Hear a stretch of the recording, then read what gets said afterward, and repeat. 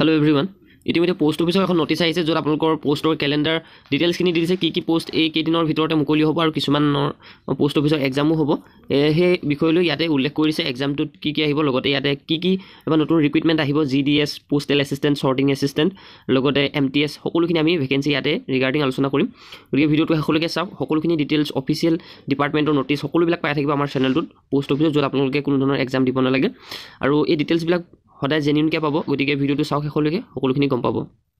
আৰু ভিডিঅ'টো ষ্টাৰ্ট কৰাৰ আগতে আপোনালোকক এটা ইনফৰমেশ্যন দি দিওঁ শ্বৰ্টকৈ ডাক বিভাগৰ য'ত MTS postmen postal assistant sorting assistant ভেকেঞ্চিখিনি ইয়াতে ইনক্লুড হৈছে আৰু যিখন মই ইয়াতে ভিডিঅ'টো বনাইছোঁ ইয়াতে আপোনালোকৰ এখন পোষ্ট অফিচৰ কেলেণ্ডাৰ হয় যিহেতু আপোনালোকে জানে চেণ্ট্ৰেল এক্সামবিলাকত সদায় কেলেণ্ডাৰ প্ৰকাশ কৰে আগতীয়াকৈ পৰীক্ষা কেতিয়া হ'ব বা যিখিনি পৰীক্ষা নহয় সেইখিনি কেতিয়া এপ্লাই হ'ব এই সকলোবিলাক বিতংভাৱে উল্লেখ কৰি দিয়ে অলৰেডি আগতীয়াকৈ গতিকে এই নটিছটো মেইনলি আমি ইয়াৰ ওপৰতে ফ'কাছ কৰি বনাইছোঁ অফিচিয়েল নটিছ যিহেতু মুকলি কৰিছে গতিকে সকলোখিনি ইনফৰমেশ্যন চাব শেষলৈকে তেতিয়া সকলোবিলাক গম পাই থাকিব আৰু ফাৰ্ষ্ট অফ অল আমি আলোচনা কৰিম য'ত উল্লেখ কৰিছে government of India ministry of communication department of post য'ত আপোনালোকৰ এইখিনি কমিউনিকেশ্যন ডিপাৰ্টমেণ্ট মানে আপোনালোকে জানে পোষ্ট অফিচৰ ফালৰ পৰা এই সকলোখিনি উল্লেখ কৰে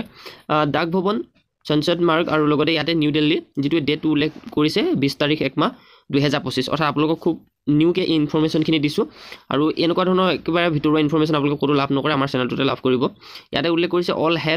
heads of circles the additional director general APS new Delhi ছাবজেক্টটো উল্লেখ কৰিছে ইয়াতে calendar of examination schedule to be held in the year 2025 যিটো আপোনালোকৰ 2025ৰ এক্সাম কেলেণ্ডাৰ হয় যিহেতু এক্সাম কেলেণ্ডাৰ মানে যিখিনি কমিউনিকেশ্যন ডিপাৰ্টমেণ্ট বা পোষ্ট অফিচৰ যিবিলাক ডিপাৰ্টমেণ্ট হ'ব তাতে যিমানবিলাক পোষ্ট মুকলি হ'ব এখন কেলেণ্ডাৰত প্ৰকাশ কৰে ডেট ৱাইজ এক্সাম ৱাইজ লগতে সকলোবিলাক ইয়াতে ডিটেইলছ দিয়া থাকে আৰু ইয়াতে উল্লেখ কৰিছে I am directed to be forward here with the calendar of examinations enclose as annexure A schedule to be held in the year 2025 duly approved by the competent authority আৰু যিটো অথৰিটি ফালৰ পৰা ইয়াতে কি কৈছে সকলোখিনি জনাব আৰু লগতে ইয়াতে circle are requested to be adhere to the time schedule indicate the calendar of examination অৰ্থাৎ ৰিকুৱেষ্ট কৰিছে যে যিটো আপোনালোকৰ শ্বেডিউল হয় কেলেণ্ডাৰ শ্বেডিউলবিলাক ইয়াতে 2025 যিখিনি নতুন ৰিক্ৰুইটমেণ্ট হ'ব সেইবিলাকৰ শ্বেডিউলবিলাক দি দিবৰ কাৰণে আৰু ইয়াতে সকলোবিলাক নটিফিকেশ্যন লেটাৰ ডেটবিলাক দেখিছে আপোনালোকে ইছ্যু কৰিছে this issue with the approval of the competent authority আৰু লগতে ইয়াতে এনক্ল'জ কৰিছে এনেক্সাৰ 1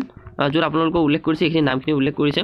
নেক্সট আমি পোষ্টখিনি কিমান যি পোষ্ট ওলাব সকলোখিনি ইয়াতে আলোচনা কৰিম প্ৰথমটো হৈছে যিটো ফাৰ্ষ্ট এক্সাম হ'ব বা যিটো পোষ্টৰ ৱাইজত হ'ব নেক্সট আমি GDSখিনি কথা আলোচনা কৰিম ইয়াতে আছে প্ৰথমতে যে টেণ্টাটিভ ডেট কিছুমান মুকলি কৰিছে যিটো আপোনালোকে যদি চাই ইয়াতে competitive examination LDCE for promotion to the post of postal assistant circle office and regional office postal assistant and sorting assistant railway mail service from eligible official for the vacancy year এতিয়া যিসকলে ধৰিলা post অফিচৰ যিটো আমি GDS MTS যিবিলাক recruitment প্ৰচেছখিনি কথা কওঁ সেই যিসকলে প্ৰমোশ্যন ল'ব চাকৰি অলৰেডি কৰি আছে তেওঁলোকে যদি প্ৰমোশ্যন লয় তেওঁলোকৰ কাৰণে পোষ্টেল এছিষ্টেণ্ট ছৰ্টিং এছিষ্টেণ্টৰ কাৰণে ইয়াতে উল্লেখ কৰিছে 3 তাৰিখ 6 মাহ 2025 নটিফিকেশ্যন কৰিব ডাইৰেক্টৰেটৰ ফালৰ পৰা আৰু নটিফিকেশ্যন চাৰ্কুল ৱাইজত আহিব 9 তাৰিখ 6 মাহ 2025 অৰ্থাৎ নটিফিকেশ্যন কেতিয়া ওলাব বুলি কৈছে ইয়াতে 3 তাৰিখ 6 মাহ 2025 আৰু চাৰ্কুলত পাবহি আহি 9 তাৰিখ 6 মাহ 2025 গম পাইছে নিশ্চয়ৰূপে আৰু লগতে ইয়াতে আপোনালোকৰ tentative closing date for receive application 2 তাৰিখ 7 মাহ 2025 পৰা আপোনালোকে এপ্লাই কৰিব পাৰিব আৰু টেণ্টাটিভ ডেট অফ এক্সামিনেশ্যন হ'ব 20 তাৰিখ 7 মাহ 2025 টেণ্টাটিভ মানে হঠাৎ ইয়াত যে যিটো ডেট দিছে এই ডেটটো হয়তো 2-3 দিন বাঢ়ি যাবও পাৰে বা কমিবও পাৰে ইয়াতকৈ সোনকালেও হ'ব পাৰে এনেকুৱা হ'ব পাৰে আৰু তেনে ক্ষেত্ৰত চেণ্ট্ৰেলৰ যিবিলাক কেলেণ্ডাৰ আহে সকলোবিলাক যেনেধৰণে টেণ্টাটিভ ডেট দিয়ে ঠিক তেনেধৰণে হৈ যায়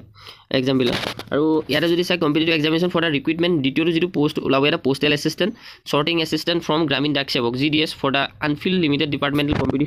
competitive examination LDCE for the vacancy এইখিনি আপোনালোকে দেখা পাব 9 তাৰিখ 6 মাহ 2025 নতুনকৈ আহিব আৰু পোষ্টেল এছিষ্টেণ্ট ছৰ্টিং এছিষ্টেণ্ট বিশেষকৈ জানে আপোনালোকে CGL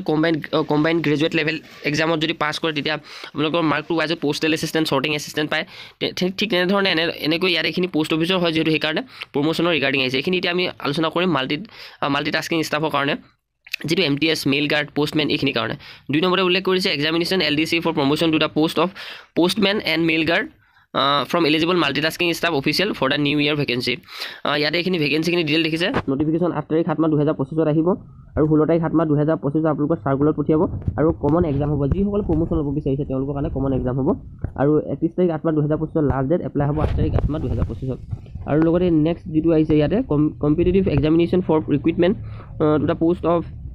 postman mail guard and multitasking staff from eligible গ্ৰামীণ ডাক সেৱক GDS সকলে মেইল গাৰ্ড MTS এইখিনিলে এলিজিবল হ'ব বুলি কৈছে আৰু ইয়াতে সেই যদি আপুনি যায় ধৰি লোৱা মেইল গাৰ্ড মাল্টিটাস্কিং ষ্টাফৰ তেতিয়া এক্সামিনেশ্যনবিলাক হয় প্ৰমোশ্যনৰ কাৰণে এক্সামবিলাক লয় মানে ইয়াতে next LDCE for promotion of inspector post of vacancy ইয়াৰ তাৰপিছত নেক্সট আপোনালোকে উল্লেখ কৰিছে ইয়াতে